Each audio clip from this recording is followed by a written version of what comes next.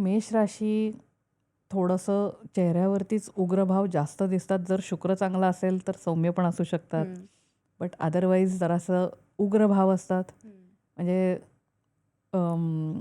Phone जरी उचलला ना, हॅलो म्हणणे, हॅलो, तो वृक्षपणा आवाजात पण येतो. यांना प्रेमाने बोलता येत नाही. म्हणजे वृषभ राशीचं आपण एवढं मगाशी छान वर्णन केलं ना, हो. रोमॅन्टिक वगैरे. ह्यांच्यात रोमॅन्टिकचा र पण जरा कमीच सापडतो. अगदीच पत्रिकेला शुक्र बलवान असेल तरच ही लोकं रोमॅन्टिक निघतील, नाहीतर जरा उल्हासच आहे. ह्यांना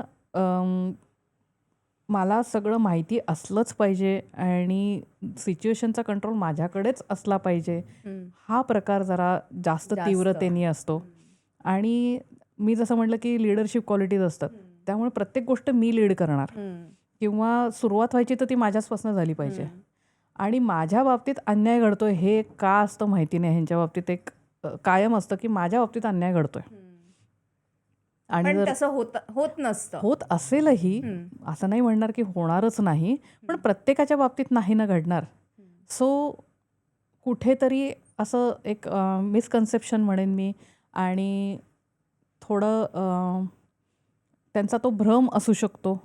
कारण त्यांना इम्पॉर्टन्स आवडतं. बरोबर. लीडर आहे ना, सो लीडरला फोकस लागतो. त्यामुळे लीडर नेहमी सेंटर ऑफ अट्रॅक्शन राहायला बघतो. आणि काय म्हणायचं, थोडक्यात अटेन्शन सिकिंग स्वभाव जरा असतो.